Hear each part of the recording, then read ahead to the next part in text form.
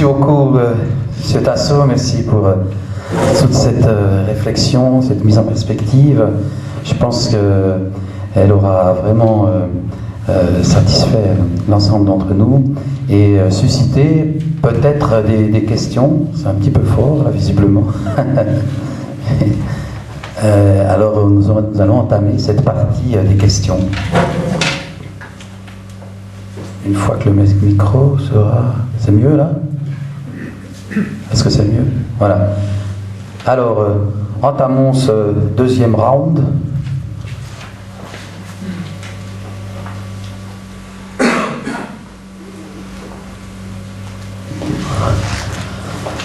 Qui est-ce qui se lance dans la... Voilà. J'ai une question par rapport à la sélection naturelle. Si la sélection naturelle n'a aucune puissance par rapport sur les êtres vivants, comment on explique la résurgescence de plusieurs bactéries telles que la tuberculose, où justement on les a plus ou moins éradiquées avec l'utilisation des antibiotiques, et on a justement une réapparition de souches résistantes à ces deux antibiotiques. Oui, alors effectivement, c'est comme la résistance aux antibiotiques, enfin la résistance aux produits phytosanitaires, la résistance des plantes aux désherbants. Hein. Alors, ça, c'est de la c'est-à-dire, dans une population normale, du fait de la diversité du monde vivant, il y a des variétés qui ont un avantage pour résister, par exemple, à un herbicide, et automatiquement, ces variétés se multiplient puisqu'elles ne rencontrent pas l'obstacle qu'elles devraient rencontrer. C'est pour ça que le Roundup est un désherbant très nocif, parce que comme il est présenté comme désherbant total, mais en fait il n'est pas total, les plantes qui résistent au Roundup, après on ne sait plus les détruire. Mais dans le cas des bactéries, si vous voulez, si la tuberculose revient, c'est parce que les conditions qui favorisent la tuberculose sont revenues. C'est l'habitat insalubre, mais votre objection confirme que justement la nature n'élimine pas le moins apte. Si vous voulez, tout reste présent, mais simplement les équilibres se déplacent. Et donc on a cette bactérie qui était marginalisée, et puis qui, à partir du moment où les conditions deviennent propices, réapparaît. C'est comme la phalène du boulot. Il semble que c'est la sélection qui fait justement les bactéries qui n'étaient pas résistantes ont disparu. Oui, mais si vous voulez, elles ne disparaissent pas complètement. Elles ne sont pas éliminées. Elles sont sous contrôle, elles sont réduites. C'est comme les plantes qui étaient censées résister au Roundup. Les plantes résistantes au Roundup, maintenant, on les a toujours. Les désherbants n'ont éradiqué aucune espèce de plante. Par contre, ils ont réduit la biodiversité dans les champs. Mais parce qu'il y a évidemment il y a qu'un plus petit nombre d'espèces ou de variétés qui résistent. Mais c'est pas, c'est comme alors je vais vous raconter l'anecdote concerne Maciej Giertych. C'est un Polonais qui travaillait à l'Académie des sciences, enfin il est de Pologne. Il est en retraite maintenant, et il enseignait la génétique des populations, des spécialistes des forêts. Hein. Et lui, il croyait, alors il était évolutionniste, comme tout le monde. Et puis un jour, il rentre à la maison, et sa fille lui dit « Ah ben tiens papa, on a parlé d'évolution aujourd'hui, il paraît que c'est la preuve de l'évolution, c'est la génétique. » Alors lui, il enseignait la génétique. Alors, grande surprise, il découvre dans le manuel de sa fille que la preuve de l'évolution, c'est dans la discipline qu'il connaît, où il n'y a pas cette preuve. Donc du coup, il a creusé et il a compris que maintenant il est anti-évolutionniste. Hein, il a compris que l'évolution, il n'y a pas d'évolution. Mais ce qui se passe en génétique, c'est qu'il y a des variations à l'intérieur des populations. Mais la sélection en génétique, la sélection, elle réduit le pool génétique de la variété ciblée. Donc en fait, elle diminue sa capacité de survie. Parce que c'est comme Darwin admettait lui-même que les races domestiques, plus sélectionnées, ne pourraient pas survivre dans la nature. Parce qu'elles sont génétiquement pauvres. Et bien, c'est bien connu que les chiens de cirque sont pas de beaux chiens, en général, parce que pour être chien de cirque, il faut être très intelligent. Et la sélection des chiens, elle a été faite pour des raisons de forme, de taille, etc. Et en général pas en fonction de l'intelligence. Et donc souvent c'est des chiens sans race, etc., qui sont utilisés dans les cirques.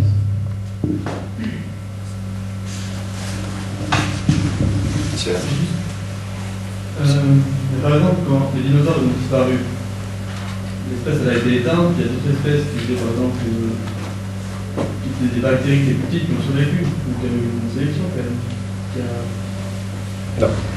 Il y a des espèces, alors si vous voulez, il y a des espèces qui disparaissent tous les jours. Donc là, on considère que quand une espèce est réduite à 40 individus, pratiquement elle va disparaître.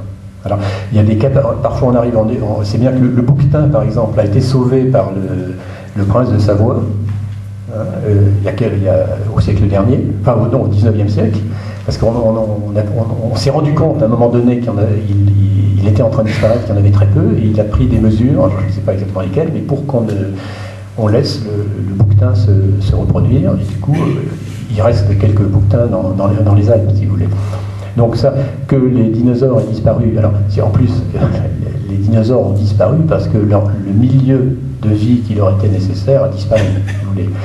Les cataclysmes ont existé, et il y a un cataclysme particulier qui est mentionné dans la Bible, qui s'appelle le déluge, qui manifestement a quelque chose à voir avec l'état des fossiles que l'on trouve aujourd'hui. Parce qu'il faut, quand on parle des fossiles, vous avez des animaux qui meurent tous les jours dans la nature.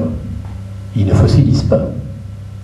Pour qu'il y ait fossilisation, il faut qu'il y ait enfouissement rapide pour que la décomposition soit anaérobie. Mais quand un lièvre meurt dans les bois, au bout d'un certain temps, il se décompose, les prédateurs arrivent, et puis 6 mois après, vous retrouvez encore quelques os, et puis au bout d'un certain temps, il n'y a plus rien. Donc, la fossilisation, alors ça c'est effectivement un point très important. Les fossiles ne sont pas une photographie de la vie, c'est une photographie de la mort. C'est-à-dire, les fossiles, ce sont des gens qui sont là ou dans l'état où ils étaient quand ils sont morts. Et on a par exemple le fossile d'un gros poisson qui est en train d'avaler un petit. On a ce qu'on appelle les coprolites, c'est les crottes de dinosaures. C'est des boules, mais qu'on a réussi à identifier comme étant des crottes de dinosaures. Ce sont des êtres périssables, les crottes. Bon. Si on a des crottes fossiles, c'est bien que c'est pas une photo. Ce qui a été photographié, c'est pas le dinosaure en train de gigoter, etc. C'est à un moment donné très précis, il y a eu une coulée de boue, il y a eu quelque chose qui s'est passé et il s'est trouvé enfoui. Donc, qu'au moment du cataclysme qui a pu provoquer tous ces sédiments fossilifères, du cataclysme ou des cataclysmes, des espèces aient disparu, c'est parfaitement possible, si ces espèces avaient un biotope déterminé. Donc ça, le fait qu'il y ait des fossiles qui n'existent plus aujourd'hui, ça n'a rien à voir avec l'évolution. Si vous voulez, ça ne prouve pas du tout l'existence d'un lien de lignée entre ces animaux-là et ceux qui vivent aujourd'hui. Et une des difficultés, au contraire, pour les évolutionnistes, c'est qu'on trouve énormément de fossiles vivants. Si vous voulez, l'abeille fossile est la même que l'abeille fossile, l'oursin fossile est le même que l'oursin contemporain, et puis vous avez le fameux sélacanthe, qui était considéré comme la transition entre le poisson et le mammifère, parce qu'il a des épaules osseuses, et le sélacanthe se pêche dans le golfe de Mozambique, et puis dans le golfe du Mexique, si vous voulez. Excusez-moi, vous êtes revenu un petit peu sur ce problème de la nature protège ou garde l'être le plus faible aussi. Souvent dans la nature, c'est un petit peu le contraire quand même. Donc que ce soit un animal. Alors, si vous voulez, il y a la lutte entre espèces, mais la sélection naturelle darwinienne, c'est à l'intérieur de l'espèce. Alors, il est évident qu'il y a les prédateurs, si vous voulez, il y a la question des prédateurs et des proies. C'est hors. Alors, le prédateur peut avoir une fonction dans la sélection naturelle, mais le phénomène de la sélection naturelle, c'est la sélection au sein de l'espèce de la variété avantagée. C'est ça qui fait évoluer l'espèce pour Darwin. Pour reprendre encore un exemple que vous avez donné à un médecin, le Dr Manchou, au niveau lorsque le spermatozoïde était une sorte, devait arriver dans le corps de la femme, il y avait une sorte de course entre eux, donc du plus fort qui élimine, on peut dire, les autres qui arrivent trop tard. Donc aussi une sorte de sélection qui se fait là dans l'être humain lui-même. Oui, c'est très juste. Et je pense que c'est... souvent on a une idée erronée parce qu'on dit que les parents sont la cause de la naissance. Parce qu'ils ont posé un acte, évidemment, qui aboutit à la fécondation. Mais dans une éjaculation, il y a 200 000 spermatozoïdes. Donc celui qui choisit le bon, pour moi c'est Dieu. Dieu ou la nature. Oui, la nature, mais ce que je veux dire, c'est que Dieu se sert des causes secondes. Dieu n'est pas réduit aux causes secondes. Il ne faut pas expliquer les miracles par les causes secondes, par exemple. Mais la providence se sert des causes secondes. Et donc, il y a effectivement... Mais ça, c'est très important, parce que ça veut dire que nous sommes, de cette façon, choisis individuellement. Et pas par nos parents. Nous choisis individuellement par Dieu. Donc, tout être humain est une créature divine qui a une finalité propre, voulue par le Créateur. Les sélections. Oui, mais c'est une manière. Oui, c'est une sélection, bien sûr. Oui, c'est une sélection. Mais oui, le mot n'est. Il y a un emploi du mot par Darwin, il y a un emploi le mot. Tous les mots de la langue ordinaire ont une vaste panoplie de sens. Oui, David. Je sais pas si c'est possible, mais c'est aussi une définition du mot espèce. Ah oui, alors. Bon, il y a plusieurs définitions, mais la plus généralement admise, c'est celle d'Ernst Mayr, qui est la communauté reproductive. C'est-à-dire, ce sont les gens ce sont l'ensemble des individus qui, entre eux, peuvent se féconder mutuellement. Quand on est dans la reproduction sexuée. Et bon, c'est la définition la plus... Si vous voulez, je pense qu'on peut avoir une autre définition, mais qui n'est pas d'ordre scientifique, c'est-à-dire les espèces vraies. Parce que le problème, c'est que la classification des espèces n'est pas une certitude absolue, parce qu'il y a énormément d'êtres vivants dont on ne sait pas s'ils sont ou non en communauté reproductive. C'est presque impossible, si vous voulez, parce qu'ils habitent, et surtout dans des conditions de la nature, parce qu'ils n'habitent pas au même endroit, par exemple. Donc il y a une autre définition, c'est les espèces au sens de substances permanentes, qui s'adaptent aux circonstances. Ce sont les types créés initialement par Dieu.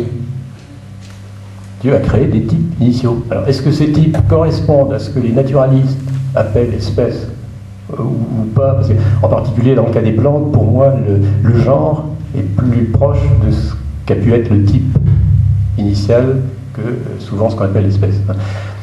Mais d'un autre côté, le mot espèce dans la Bible, le mot hébreu mine dans la Bible, il est toujours traduit par espèce parce qu'on ne sait pas faire autrement.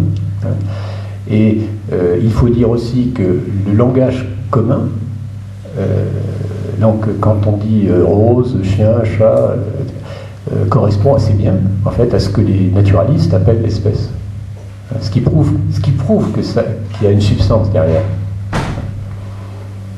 Maintenant, il y a les anormaux, il y a les monstruosités, il y a les hybrides, enfin, il y a plein de choses.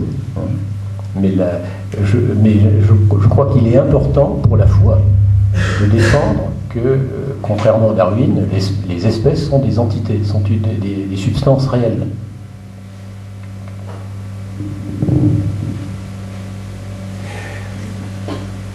On nous ressort régulièrement des traces de fossiles d'êtres humains, un doigt de pied. Ça ferait l'intermédiaire entre le singe. Voilà. Effectivement, c'est le paradoxe, c'est qu'on a complètement renoncé à chercher les fossiles de transition, ce qui prouve bien qu'eux-mêmes savent qu'il n'y en a pas. Enfin, je veux dire, bon. Mais pour l'homme, c'est trop important de démontrer que l'homme descend du singe.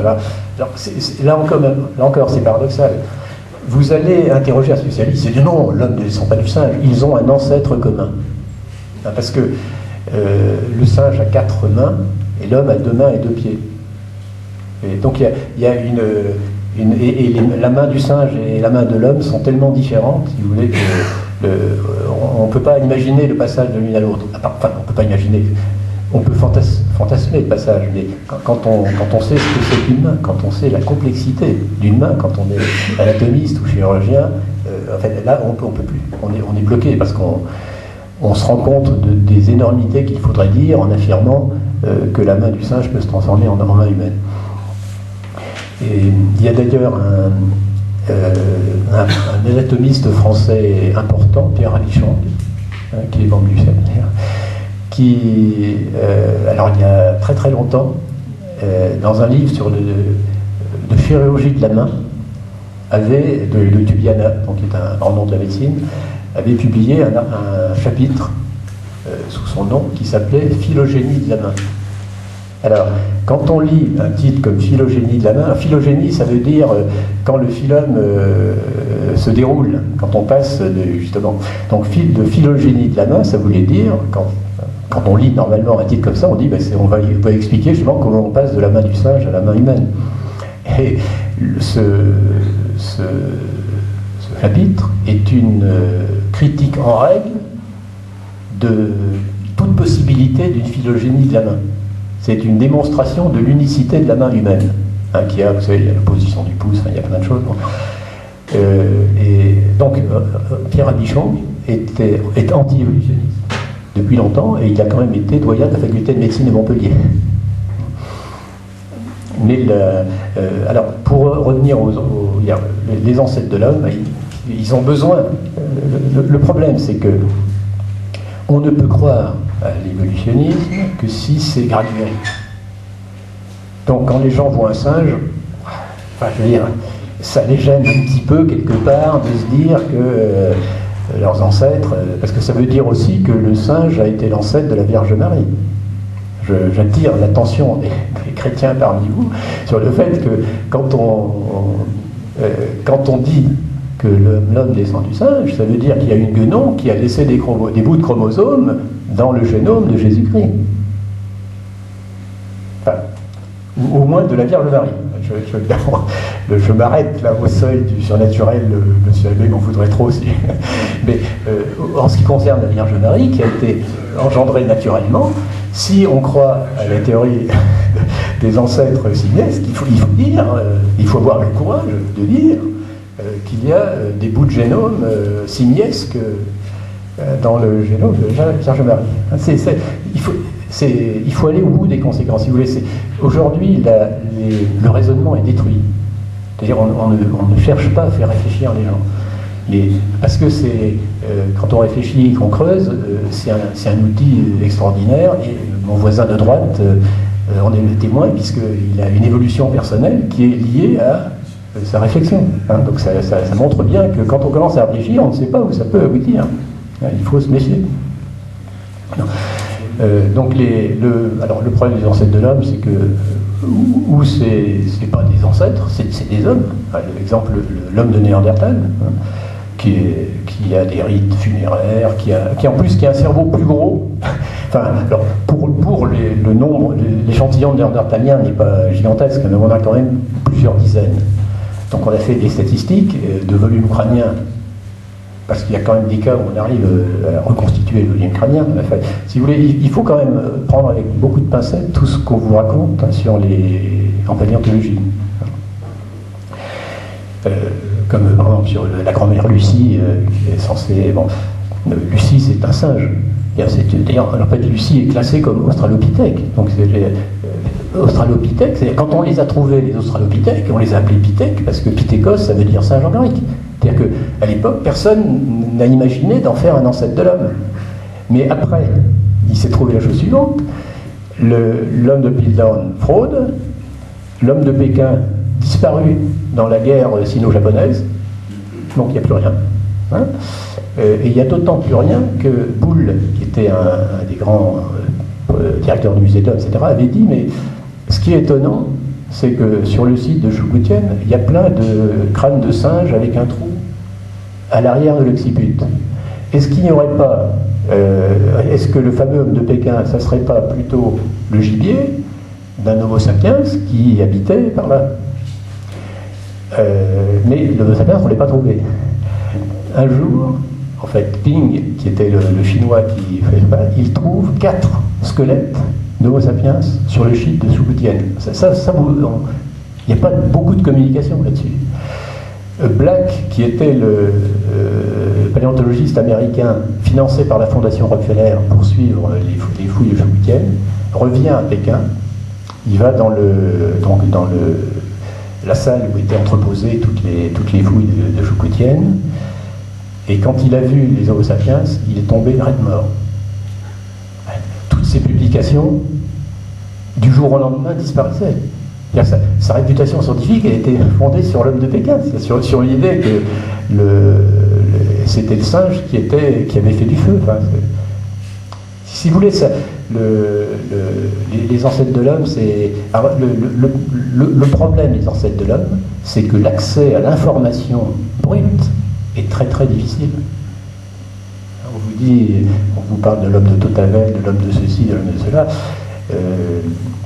Mais je sais, par témoignage direct, si vous voulez, que des gens qui sont censés être des grands professeurs d'évolutionnisme n'y croient pas forcément. Et il y a un exemple très simple qui va peut-être vous surprendre, c'est Coppens.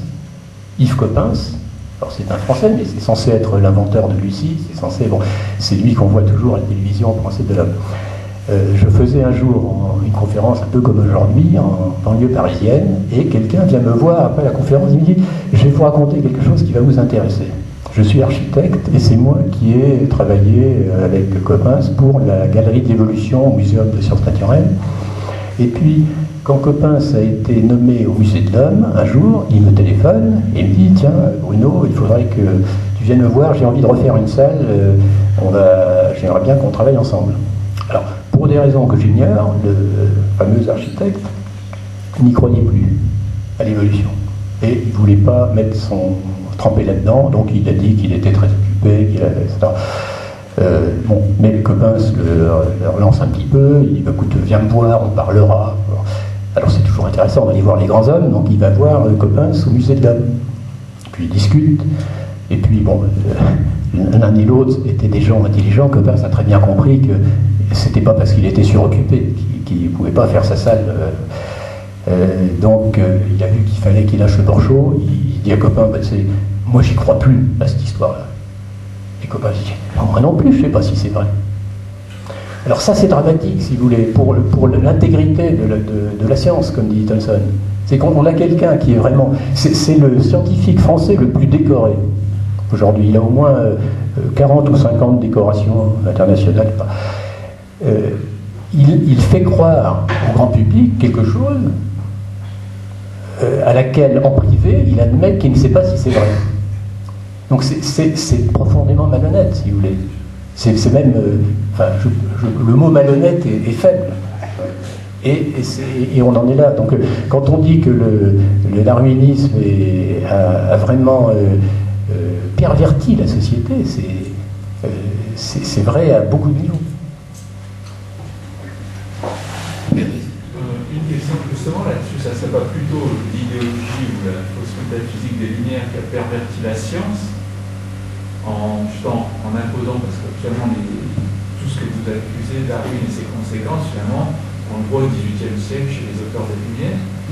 Et non pas, on accuse souvent la religion d'avoir opprimé la science, mais finalement l'idéologie des Lumières qui a, elle, aveuglé la science et qui nous a amené là où on est là. Finalement, la chaîne de causalité, ça ne va pas inversée. Oui, alors, vous avez entièrement raison. Mais je me suis rendu compte que je ne pouvais pas traiter ça en même temps. Hein, parce que c'est... Alors, là, en quelques mots, la théorie de l'évolution, elle a été inventée par les philosophes du XVIIIe siècle. Vous l'avez chez De Maillet, chez d'Alembert, chez Diderot. Mais ce que Lamarck et Darwin ont apporté, c'est pas, si vous voulez, les hommes des cavernes, les mammifères qui sortent des êtres de marins, etc., tout ça chez Maillet en 1743. Le problème, c'est que c'était des philosophes qui le disaient, et donc ça ne pouvait pas avoir l'autorité intellectuelle que ça a eu avec Lamarck et avec Darwin. Vous voulez, donc Lamarck et Darwin n'ont pas du tout inventé l'évolutionnisme. Ils ont donné une caution scientifique à une idéologie qui, elle, effectivement, est complètement dans les Lumières. D'ailleurs, le mythe du progrès. Parce que qu'est-ce que c'est que l'évolutionnisme? C'est la projection sur la nature du mythe du progrès. Le mythe du progrès, il est bien antérieur à Darwin, si vous voulez. Et Condorcet, par exemple, se demande... alors lui, il croyait vraiment au progrès, et il se disait, mais un jour viendra où un mensonge sera aussi impensable qu'est aujourd'hui le fait d'assassiner son voisin. Il croyait vraiment au progrès. Mais effectivement, l'évolutionnisme n'est pas du tout né isolément chez Darwin. D'ailleurs, le grand-père de Darwin, Erasmus Darwin, avait, dans un livre qui s'appelle Zoonomia, qui doit être des années 1740, il avait déjà exposé une idée de transformation des espèces, etc. Alors le problème, c'est que comme il était membre de la Lunar Society, donc il était correspondant de Rousseau, il était, autrement dit, il était libéral. Ça aurait été très mal vu pour Darwin de faire allusion à son grand-père, hein, qui était pas du tout bien en cours, si vous voulez. Mais effectivement, l'évolutionnisme est un avatar de l'esprit des Lumières. C'est la révolte contre Dieu. Les Lumières, c'est les Lumières de Lucifer. Enfin, c'est les Lumières de la raison, mais c'est rationalisme. Il y a toujours une erreur philosophique derrière l'erreur scientifique, et il y a toujours une erreur théologique derrière l'erreur philosophique.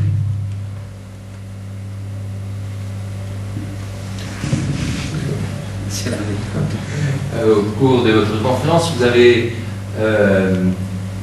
donné une affirmation qui m'a étonné et qui me semble être presque contredite par après, lorsque vous avez parlé des spermatozoïdes qui sont choisis par un acte créateur de Dieu. Vous aviez dit que Dieu s'est reposé de sa création, qu'il a arrêté de créer. Alors je pense que c'est... Non, effectivement, je ne pense pas voir... Oui, alors... oui, non. Là, le spermatozoïde, il est issu par des lois naturelles du lieu où se produisent les spermatozoïdes. Donc quand je dis que pour moi, la providence fait que c'est tel spermatozoïde qui va féconder l'ovule, enfin d'une part je ne peux pas aller y voir, mais ça me paraît normal, hein, mais c'est pas du tout la création du spermatozoïde. Il s'en crée un grand nombre, et le choix, si on peut dire, et il y a un élément qui peut enfin, disons, il y a une liberté à ce niveau entre les causes secondaires, si vous voulez. C'est comme quand apparemment on peut sortir de cette salle par deux portes. J'ai le choix de sortir par l'une ou l'autre. Il n'y a pas de création divine derrière, si vous voulez. Mais je vais quand même sortir par une et pas par l'autre. Oui, là, on fait toujours la distinction providence et création. Oui.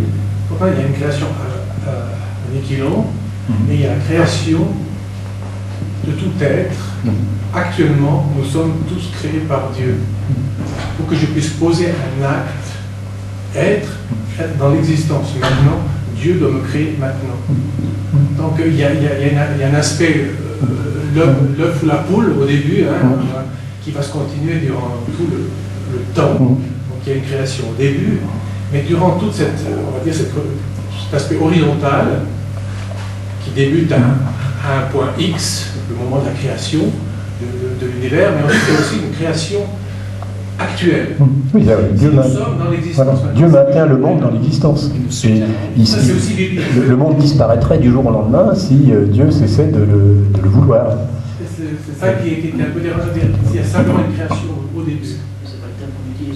Mais ce que je veux dire, c'est que la création qui s'oppose à l'évolution, c'est la création. Vous parliez de la création des espèces. Ça, c'est oui, bon, voilà, la création des espèces. Évidemment, la création dont je parlais, c'est la création au commencement. Et puis, évidemment, je ne veux pas d'ailleurs déborder sur la théologie, parce que ça n'est pas mon domaine.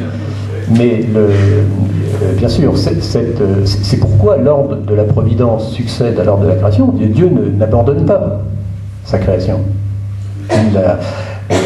Mon père agit et moi j'agis et toujours. Enfin, c'est même dans l'Évangile. Mais il n'agit plus de la même façon. Il se reposait de créer, au sens de créer des formes nouvelles. C'est-à-dire qu'il y a une complétude de la création. Alors ça, c'est une idée importante parce qu'elle a été retrouvée indirectement par l'écologie. Parce que, au fond, ceux qui étudient l'écologie, je pense l'écologie au sens scientifique, découvrent l'interdépendance des espèces, et en particulier l'interdépendance entre les végétaux et les animaux. Et cette indépendance est tellement fine et tellement poussée qu'on ne voit pas comment l'univers pourrait exister s'il manquait une espèce. Alors ça, c'est un argument très très puissant contre l'évolutionnisme, quand on veut bien y réfléchir. On va peut-être prendre une dernière question, s'il y en a une, puis après passer à la phase apéritif. Alors, monsieur ? Vous avez dit qu'il y avait régulièrement des espèces qui disparaissaient. Est-ce qu'il y a aussi des espèces qui apparaissent ? Alors, si vous en avez une, vous me l'amenez, mais si vous voulez, le dogme de la création est entendu, alors avec le mot, alors là, on entre dans le problème de la définition du mot espèce. C'est pour ça que j'ai dit tout à l'heure, au sens propre, il faudrait dire les espèces, ce sont les types qui ont été créés pendant la période de la création. Et maintenant, les variations qui se produisent au sein des espèces aujourd'hui, alors, de toute façon, ces variations, en général, à ma connaissance, ne consistent jamais en l'apparition d'un organe fonctionnel nouveau dans une lignée qui en était dépourvue. Donc, il y a des fleurs, on crée des fleurs constamment, par exemple. Mais ce ne sont pas des espèces. Quand même, ce que je voulais dire, c'est, il me semble que dans les couches des fossiles, des fois, on voit des nouveaux fossiles qu'il n'y avait pas avant. Oui, d'accord. Alors ça, c'est la... j'en ai pas parlé, c'est ce qu'on appelle l'échelle stratigraphique. C'est-à-dire qu'on vous dit que les couches les plus profondes sont plus vieilles que les couches qui les recouvrent. Et c'est tellement évident qu'on ne s'est jamais préoccupé de le vérifier. Mais là, il faudra presque faire une conférence sur les expériences de Guiberto. Mais ça, c'est une chose très intéressante, c'est que d'où viennent les sédiments qui se déposent? Viennent-ils du ciel? Non. Les dépôts sédimentaires se font dans des courants horizontaux. Mais ça, c'est une réflexion que les géologues n'ont pas fait pendant 2 siècles, si vous voulez, parce qu'ils ont vécu pendant 2 siècles sur le principe de superposition, parce que c'est un principe, c'est une idée parfaitement claire, parfaitement distincte, tellement évidente qu'il n'y avait pas besoin de vérifier. Il n'y a pas besoin de le vérifier, mais si vous versez dans un tube à essai de l'huile, de l'eau et du mercure, est-ce que vous allez dire que le mercure est plus vieux que l'huile. Non. Vous dites, il y a un autre phénomène, c'est pas l'âge qui a joué, c'est la densité qui a joué. Il y a un autre phénomène qui a joué. Alors, dans ce qui concerne la sédimentation, il y a un phénomène qui joue qui s'appelle le granoclassement, alors qui a été mis en évidence par un Français qui s'appelle Guy Berthaud dans les années 60-70. Ça a été publié par l'Académie des sciences, après il y a eu d'autres expériences. Il se passe un phénomène qui est le suivant. Alors granoclassement, ça veut dire classement selon la granulométrie. Les ménagères savent bien que quand on pousse la poussière avec un balai, elle monte. Et si on prend des cailloux du même matériau, eux, ils tombent. C'est parce que la vitesse de descente dans un fluide, d'un matériau, dépend de la granulométrie. Et c'est pour ça que les poussières très fines confèrent les nuages radioactifs, peuvent faire le tour de la Terre avant de tomber. Donc, les strates, alors je parle là des strates et pas des couches, mais la stratification, vous avez des centaines de strates superposées qui ont au dixième de millimètre près la même épaisseur. Ça, c'est la preuve de la simultanéité du dépôt. C'est-à-dire qu'au moment où ça se dépose, vous avez les petites particules qui descendent moins vite que les grosses particules. Donc même si vous avez un mélange homogène en haut, à l'arrivée, vous avez des strates. Et à une échelle un peu plus grande, quand on mélange des matériaux non homogènes, alors il y a eu des expériences qui ont été faites, et quand on les fait se déposer, pour qu'un matériau soit entraîné, si vous voulez, il faut une certaine vitesse, mais une fois qu'il est entraîné, il est en suspension dans l'eau, et quand le courant ralentit, ça commence à se déposer. Mais ça commence à se déposer en fonction de la vitesse du courant. C'est-à-dire qu'il y a des corps qui vont se déposer à 5 mètres par seconde, et puis des corps qui vont se déposer à 7 mètres par seconde, selon la granulométrie, la densité, etc. Et donc, quand on met tout ça ensemble, et qu'on fabrique un dépôt artificiel, alors ça a été fait à l'Université du Colorado, ils ont des canaux de recirculation de 40 et 100 mètres de long. Eh bien, on s'aperçoit qu'on a des couches de matériaux différents qui se déposent superposées en progressant vers le large. C'est-à-dire, c'est un peu comme un camion-benne qui vide on fait un talus avec les camions-bennes. Alors vous avez des matériaux qui vont aller jusqu'en bas du talus, et puis il y a des matériaux plus légers qui vont s'arrêter en haut. Puis un autre camion-benne qui arrive, et ainsi de suite. Donc on va faire des couches superposées, mais en réalité, elles ne sont pas. C'est pas ce qui est en haut qui est plus récent que ce qui est en bas, c'est ce qui est. Toutes les couches sont simultanées. Mais elles se constituent dans le temps, mais en allant vers le large. Bon, alors, pour bien faire, là, il faudrait que j'amène des documents graphiques, etc. Mais ce qu'il faut retenir, c'est que le principe de superposition a été invalidé expérimentalement par des expériences publiées par l'Académie des sciences, et qu'à partir du moment où le principe de superposition est invalidé, ça veut dire que toutes les datations géologiques des roches sédimentaires sont invalidées. Alors, il y a d'autres façons de les invalider. Je vais vous en donner une qui va vous amuser. Vous avez ce qu'on appelle les nodules. Les nodules marins, c'est des minerais qu'on trouve sous forme de boules au large des côtes, et qui sont datés de centaines de milliers de millions d'années. Et dans des nodules de ferromanganèse dans mer du Nord, au milieu d'un nodule, on a trouvé une capsule de bière de marque Korjava, qui est une bière finlandaise. Alors, le problème suivant, est-ce qu'il y a 500 000 ans, il y avait une civilisation qui s'est amusée à fabriquer la marque Korjava, ou est-ce qu'on s'est complètement trompé sur la vitesse de fabrication des nodules? Donc, si vous voulez, ce qui est dramatique, c'est là on retombe sur la question c'est-à-dire que les gens, à partir du moment où c'est signé par un scientifique, on n'ose même pas mettre en doute l'information, on croit que la science produit des certitudes. En fait, c'est pas vrai. La science n'est pas capable de produire la certitude. Il n'y a que la théologie qui peut produire la certitude, ou la métaphysique, à la rigueur. Vous me contredirez si je me trompe, mais en conclusion, pour peut-être parler à un langage aussi qui parle aux enfants, ce que vous dites, ça veut dire que l'homme a vécu, le dinosaure a vécu en compagnie des hommes. Oui, absolument. Alors là, bon, contrairement à tout ce qui nous est fasciné. La preuve, tout le monde la connaît sans y réfléchir, c'est ce qu'on appelle les dragons. Qu'est-ce qu'un dragon? C'est un gros animal avec des écailles, une longue queue, un grand cou, une petite tête. Et qu'est-ce qu'un dinosaure? C'est un gros animal avec une longue queue, un grand cou, une petite tête. Si vous voulez, les dragons sont les mêmes en Chine, à Babylone, en Égypte, la Tarasque de Sainte-Marthe, si vous voulez, les histoires de dragons, il y en a énormément. Alors il y a le dragon marin, qui est le plésiosaure, qu'on retrouve, dire, les dracars vikings, vous avez une tête de plésiosaure à la proue.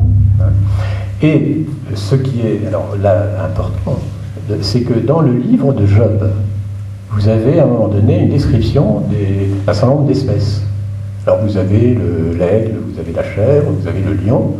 Et le roi des animaux dans Job, c'est pas le lion, c'est le léviathan, c'est-à-dire le plésiosaure. Mais le léviathan et le béhémoth sont décrits dans Job exactement comme on décrit le lion. Vous avez à Taprom, qui est un temple au Cambodge, près de Angkor. Alors un temple qui est daté du XIIe siècle, sur lequel il y a un bas-relief qui représente un stégosaure. Alors le stégosaure, c'est un diplodocus avec des espèces de grandes écailles sur le dos. L'artiste du XIIe siècle, il avait forcément hérité d'une tradition pictographique avec des stégosaures.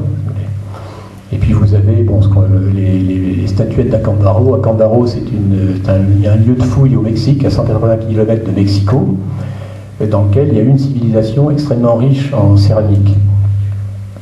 Et il y a des figurines très très nombreuses. Il y en a 35 000. Donc c'est très très important, on va dire, comme site archéologique, c'est de première grandeur. Mais il y a un blocus complet sur d'ailleurs les gens du musée de Mexico, le musée de l'homme de Mexico, étaient venus à Acambaro au moment des fouilles, ils ont dit on va publier, etc. Malheureusement, dans les 35 000 figurines, il y en a 3 000 qui représentent des dinosaures. Alors du coup, il n'y a pas de publication. Parce que le problème, parce qu'ils représentent des dinosaures d'espèces bien déterminées. Et vous avez en particulier un brachiosaure. Alors, les fouilles ont été faites dans les années 50. Le brachiosaure, il n'était pas encore décrit par les paléontologistes à l'époque. Et quand on compare les reconstitutions qui ont été faites du brachiosaure et puis la figurine d'Acambaro, on voit bien que c'est le même animal. Non, la contemporanéité de dinosaures et de l'homme, elle est très très facile à établir, à condition de se documenter. Et je dirais, alors c'est ce qu'on appelle un fait polémique. C'est-à-dire, c'est un fait qui est tout seul, qui suffit par faire effondrer toute une théorie. Ça veut dire que vous dites que l'homme, la datation biologique, elle est complètement fausse, alors.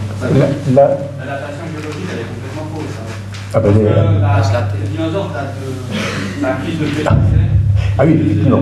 Les dinosaures, oui, c'est ça. Les dinosaures ont disparu il y a 60 millions d'années. Maintenant, il y a donc l'année dernière à Pékin, non, il y a 2 ans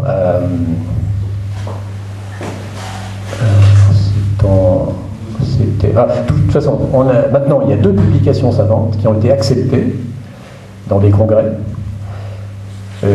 qui comportent des datations d'os de dinosaures au radiocarbone qui sont de l'ordre de 10 à 15 000 ans.